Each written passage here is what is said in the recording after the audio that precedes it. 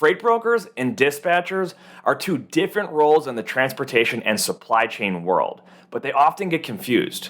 While they have some things in common, they have some very clear differences.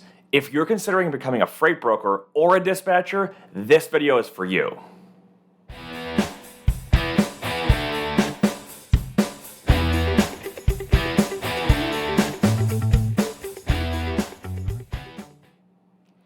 Hey everyone, I'm Nate Cross with Freight 360, and in today's video, we're breaking down the differences and similarities between freight brokers and dispatchers. While freight brokers have played a very important role in the transportation sector for decades, dispatching has been growing in popularity as a career choice in just the recent years. If you're new here, please hit that subscribe button down below and make sure to add the Freight 360 podcast to your playlist wherever you listen to great podcasts. What is a dispatcher? In the simplest sense, a dispatcher is an individual that finds loads for a trucking company. In this case of a dispatcher, we are not talking about an employee that works for a freight brokerage that has a job called dispatcher. That is a completely different role. We're talking about the person that is contracted and paid by an actual motor carrier. The job of a dispatcher is to make a carrier's job easier when it comes to finding available loads. They know that some carriers run small fleets or perhaps are just a single owner operator. These small carriers are focused on picking up loads, driving safely, and getting loads delivered. In order to do that, they need to make sure they always have loads to haul. Carriers can use load boards like DAT to find available loads that brokers have posted, but they can't do that while they're physically driving down the road. If a carrier is small, they probably don't have a dedicated employee to find their next loads for them, which is where the role of an independent dispatcher comes in. Independent dispatchers are not employees of the carrier, which allows them to freelance for as many carriers as they want. In fact, they'll likely need to dispatch for multiple carriers to keep themselves busy and earn enough to make a good living. Dispatchers are paid a commission by the carrier for finding them their loads. This commission can range, but usually sits somewhere between 5 and 10% of the pay rate for that load. Here's a basic example. A broker has a load that pays $1,000.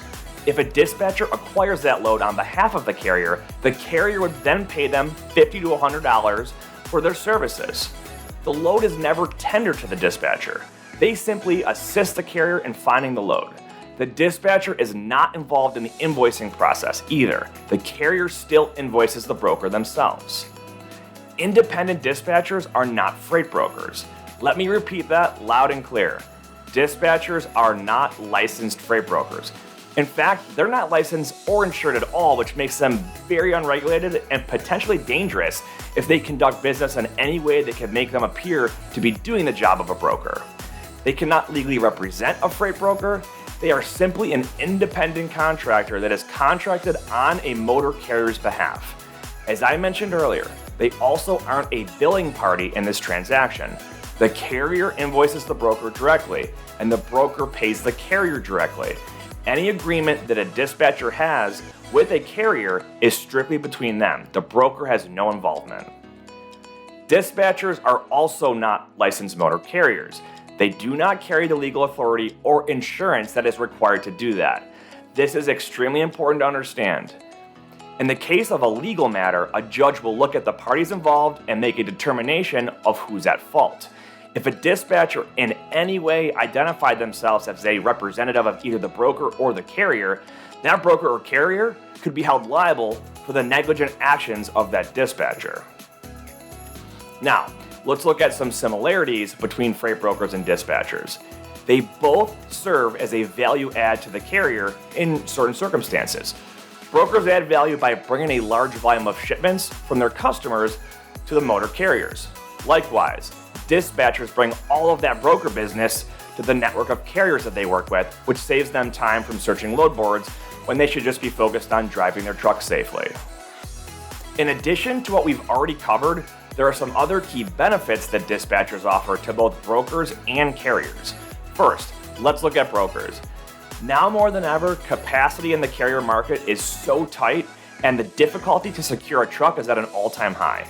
If you can build a relationship with a good dispatcher, Brokers can gain access to a larger portion of the carrier market with less contacts. It's a further reach. Now, on the carrier side, dispatchers save small carriers time and energy by doing administrative tasks on their behalf. They are sifting through all the available loads and attempting to find loads that pair up well with the carrier's location and desired pay. That means more money and less empty miles. This is what makes dispatchers worth that 5 to 10% that they're getting paid in commission. They even help out carriers with their paperwork sometimes, which takes even one more task off that small owner-operator's plate. So, if you're a dispatcher, let us know what you think in the comments below. What else are you doing to add value to your carriers and to all the brokers out there? Thanks for watching, and we'll see you guys next week.